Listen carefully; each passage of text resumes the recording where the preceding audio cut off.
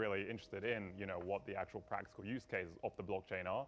I mean, I was just saying before, I used to work in finance, I used to work in TradFi, Blackstone, Goldman, and I think, one of the things that I always hear when I catch up with my old colleagues, and was catching up with a couple this week as well, is that they're really taking note about stablecoins. They're really interested in, what the actual practical use cases of the blockchain are.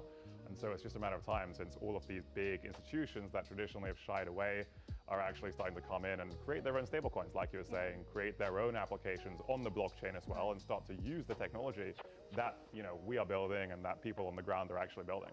But I think that still, the driver will be the consumer. I have some experience, talking to people like in the Philippines and other places where it's more like a necessity for them rather than in the West, here in the US or EU, say why do we need that? But they do feel why and they have been using it even before we kind of got into the. So they are definitely going to drive it even more.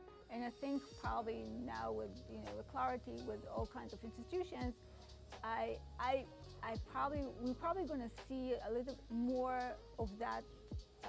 Use cases that are targeting the consumer rather than just institutions.